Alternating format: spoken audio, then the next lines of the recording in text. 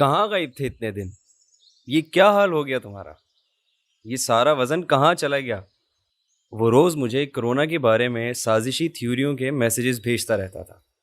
کبھی اسے لگتا تھا کہ بل گیٹس ویکسین میں کوئی چپ ہمارے اندر داخل کرنا چاہتا ہے، کبھی اسے لگتا تھا کہ ویکسین ہمیں بے دین بنا دے گی، کبھی لگتا تھا کہ پوری قوم کو بانجھ کر دے گی۔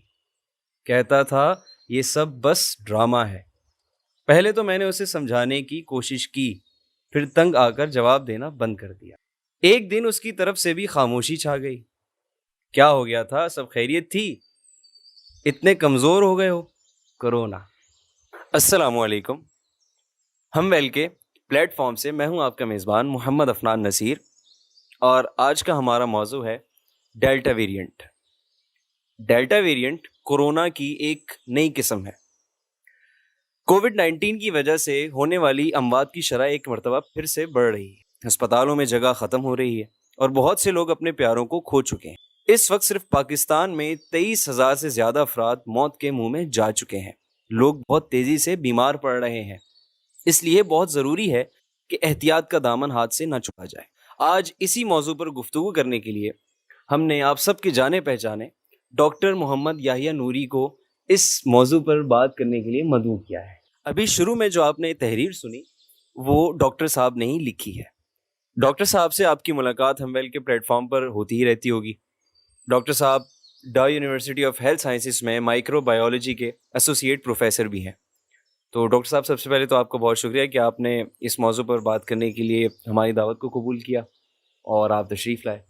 تو سب سے پہلے تو میرا آپ سے یہ سوال ہے کہ یہ ایک نیا نام ہے بہت سے لوگوں کے لیے، ڈیلٹا ویرینٹ، تو یہ کیا ہے بیسیکلی؟ بہت شکریہ افنان صاحب کہ آپ نے مجھے مدعو کیا کہ میں اس اہم موضوع پر لوگوں کی معلومات میں کچھ اضافہ کر سکوں۔ اصل میں یہ وائرس کی ایک ایسی قسم ہے جو کہ وائرس میں ہونے والی جینیاتی تبدیلیوں کے نتیجے میں وجود میں آئی ہے۔ اس کی خاص بات یہ ہے کہ یہ ایک انسان سے دوسرے انسان میں بڑی تیزی کے ساتھ منتقل ہو سکتا ہے، اور یہی بات اسے بہت خطرناک بناتی ہے۔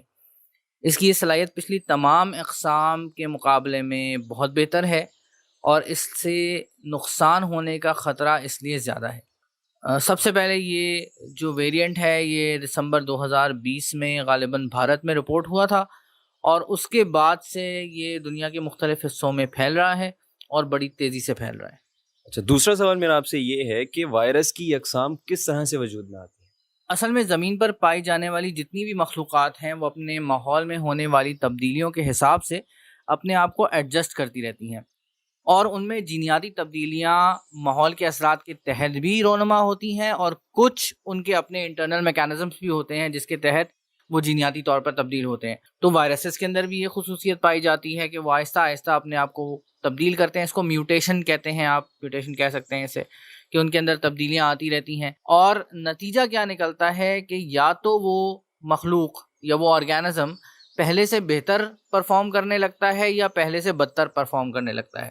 اگر وہ پہلے سے بدتر پرفارم کرنے لگے تو ظاہر ہے وہ اپنی نسل نہیں بڑھا سکتا، وہ اپنے آپ کو آگے پروپیگیٹ نہیں کر سکتا، اور وہ آہستہ آہستہ معدوم ہو جاتا ہے۔ لیکن اگر وہ پہلے سے بہتر پرفارم کرنے لگے، جیسا کہ اس وائرس کے ساتھ ہوا ہے کہ اب بڑی سرعت کے ساتھ ایک انسان سے دوسرے انسان میں منتقل ہونے کے قابل ہو گیا ہے، تو وہ نہ صرف یہ کہ پھیلتا ہے بلکہ اس کی نسل میں بھی بڑی تیزی سے اضافہ ہوتا ہے۔ یہ تو ہو گیا کہ آپ نے بتا دیا کہ بھئی یہ بہت تیزی سے پھیل رہا ہے، لیکن اس کے تیزی سے پھیلنے کی وجوہات کیا ہے؟ کیوں یہ کس طرح سے اتنی تیزی سے پھیل رہا ہے؟ اصل میں آپ کو یہ معلوم ہوگا کہ بلکہ آپ نے آبزرو کیا ہوگا کہ ہمارے یہاں بہت سارے لوگ ایسے ہیں جو کہ احتیاطی تدابیر اختیار نہیں کر رہے ہیں۔ سو ماسک لگانا ان کے لیے ذرا مشکل ہے، پھر یہ کہ وہ ملنے جلنے سے بھی پرہیز نہیں کر رہے، ایک جگہ سے دوسری جگہ بڑی آزادی کے ساتھ موو کر رہے ہیں، غیر ضروری طور پر رش والی جگہوں پہ جا رہے ہیں، اور ساتھ ہی ویکسین نہیں کروا رہے۔ تو اب یہ تمام عوامل ایسے ہیں جس کی وجہ سے ایک انسان جو ہے وہ بیمار ہو سکتا ہے اور اس بیماری کو دوسرے تک منتقل کر سکتا ہے۔ یہ بھی آپ کے علم میں ہوگا کہ اگر ایک گھر میں 5 لوگوں کو وائرس لگا ہے اور 5 لوگ پازیٹیو ہوئے ہیں تو ضروری نہیں کہ ہر شخص شدید بیمار ہو، مگر یہ ہو سکتا ہے کہ ان میں سے کوئی ایک شخص شدید بیمار ہو جائے، اس کو آکسیجن کی ضرورت پڑے، اسے وینٹیلیٹر کی ضرورت پڑے، وہ ہاسپٹل اس کو لے جانا پڑے۔ تو ہر شخص کے اوپر اثرات اس طرح کے نہیں ہیں، لیکن جس کے اوپر بھی ہیں وہ کسی کی فیملی کا ممبر ہے، ظاہر ہے اس کو بیمار ہونے سے تمام کے تمام فیملی ممبرس پہ ایفیکٹ پڑتا ہے، تمام لوگ پریشان ہوتے ہیں، اور خدا نخواستہ اگر اس کی جان چلی جائے تو یہ ظاہر ہے سب کے لیے بڑے دکھ کا معاملہ ہوتا ہے۔ ڈاکٹر صاحب اب یہ بتائیں کہ کیا اس وائرس سے ہم بچ سکتے ہیں؟ اصل میں ایسا نہیں ہے کہ ہم بالکل ہی بے بس ہیں اور اس وائرس کے رحم و کرم پہ ہیں، کچھ اللہ تعالیٰ نے ہمیں قدرتی مدافعتی نظام جو دیا ہے وہ اس وائرس کے مقابلے میں ہمیں پروٹیکٹ کرتا ہے۔ دوسری یہ کہ ہمارے پاس اور دوسرے ذرائع موجود ہیں جس کے ذریعے ہم اس کی ٹرانسمیشن کو کم کر سکتے ہیں، اس کے اس اثر کو کم کر سکتے ہیں جو کہ ہم پر ہو رہا ہے۔ مثال کے طور پہ اگر آپ ماسک لگاتے ہیں تو سامنے والا شخص اگر وائرس سے انفیکٹڈ ہے تو اس کے منہ سے جو بخارات نکل رہے ہیں اس کی کم مقدار آپ تک پہنچے گی۔ اگر وہ بھی ماسک لگا رہا ہے تو یہ مقدار اور بھی کم ہو جائے گی، یعنی جو تعداد وائرس کی پہنچ رہی ہے آپ کے جسم میں وہ کم ہو جائے گی۔ سو اس طرح ماسک آپ کو کسی حد تک محفوظ رکھ سکتا ہے۔ پھر دوسری چیز یہ کہ اگر آپ سوشل ڈسٹینسنگ رکھتے ہیں تو اگین وہ جو وائرل لوڈ آپ تک پہنچ رہا ہے وہ کم ہے۔ اسی طریقے سے اگر آپ ویکسین کروا لیتے ہیں تو ویکسین لگوانے کا فائدہ یہ ہے کہ اگر ایک شخص ویکسینیٹڈ ہے تو اس کے جسم کا مدافعتی نظام اس وائرس کو جانتا ہے، وہ کوئی بھی ویریئنٹ ہو اس کے خلاف ریاکٹ کرے گا، اس کو پروٹیکٹ کرے گا، مکمل طور پہ نہ صحیح مگر بہت حد تک کرے گا۔ ہو سکتا ہے اس شخص کو ہاسپٹلائزیشن کی ضرورت نہ پڑے، اس کو آکسیجن لگانے کی ضرورت نہ پڑے، وہ صرف پازیٹیو ہو، ہلکے پھلکے اس کو سمٹمز ہو، وہ ٹھیک ہو جائے۔ اس کے مقابلے میں اگر کوئی دوسرا شخص ہے جو کہ ویکسینیٹڈ نہیں ہے، اس کے اوپر زیادہ امکان ہے کہ اثرات وائرس کے زیادہ ہوں گے، اس کو بیماری شدید نوعیت کی ہوگی اور اس کے سمٹمز بھی جو ہیں وہ شدید نوعیت کے ہوں گے، اور ہو سکتا ہے کہ اس کو آکسیجن کی ضرورت پڑے، اس کی جسم میں ڈیمیج زیادہ ہو، اس کو وینٹیلیٹ کرنا پڑے یا اس کو ہسپتال میں داخل کرنا پڑے۔ اچھا، اس ویریئنٹ کے لیے کوئی اسپیسیفک ویکسین ہے یا موجودہ جو ویکسینیشن سسٹم ایک چل رہا ہے اس میں مختلف قسم کی ویکسین لگائی جاتی ہیں، تو کیا اس کے لیے کوئی اسپیسیفک ہے یا؟ دیکھیں، یہ ویکسینز لگوائی جا رہی ہیں لوگوں کو، یہ ساری ویکسینز وہ ہیں جو کہ عالمی ادارہ صحت اور drug regulatory authority of Pakistan سے منظور شدہ ہیں۔ پہلی بات تو یہ ہو گئی کہ لوگوں کو اس کے بارے میں شکوک و شبہات ہیں کہ پتہ نہیں ٹھیک ہے کہ نہیں ہے۔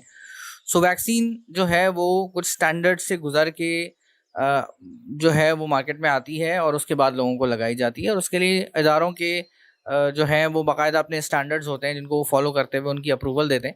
ایمرجنسی کے حالات کے اسٹینڈرڈ ظاہر الگ ہوتے ہیں، اور ایک عام حالات کی ویکسین اگر آپ بنا رہے ہیں تو اس کے جو اسٹینڈرڈز ہیں وہ ڈفرینٹ ہیں۔ ظاہر ہے مختلف ایک فرق ہوتا ہے کہ کون سے طریقہ کار کے تحت وہ ویکسین اپروو ہوئی ہے۔ تو کچھ لوگوں کو یہ ابہام ہے کہ جی 6 مہینے میں ویکسین آ گئی، تو ظاہر ہے اس وقت ایمرجنسی کی سچویشن ہے، آپ 10 سال ویکسین کا انتظار نہیں کر سکتے، تو یہ پروسیس اسپیڈ اپ ہوتے ہیں ایسے موقع پر۔ دوسری بات یہ کہ کون سی ویکسین لگوائی جائے، مختلف ویکسینز اویلیبل ہیں، اور اگر آپ چاہیں تو ہمارے بلاگ کے اوپر ہم ویل پہ یہ دیکھ سکتے ہیں کہ ان ویکسینز کی کمپیریزن کیا ہے۔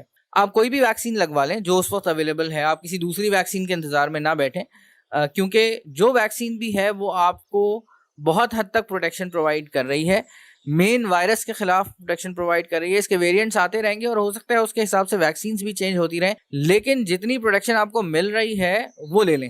یعنی کہ انگریزی میں جیسے ہم کہتے ہیں کہ some thing is better than nothing, تو جو آپ کو اس وقت اویلیبل ہے وہ ویکسین تو لگوائیں، باقی اس کے بعد جب ویکسین نہیں آئیں گی کبھی اگلے 2-4 مہینے میں یا 6 مہینے میں 7 مہینے میں، تو پھر آپ اس حساب سے اس کو دیکھ سکتے ہیں۔ ڈاکٹر صاحب آپ کا بہت بہت شکریہ کہ آپ نے ہمارے سامعین کی معلومات میں اضافہ کیا۔ امید ہے کہ وہ اس کا فائدہ بھی اٹھائیں گے اور دوسروں تک بھی اس کی ترغیب دیں گے۔ تو ہمیشہ کی طرح آپ سب سے ہمارا یہی کہنا ہے کہ اپنا خیال رکھیں، سوشل ڈسٹینسنگ اختیار کریں اور اپنے گھر والوں کا بھی خیال رکھیں۔ صحت کی بات ہم ویل کے ساتھ۔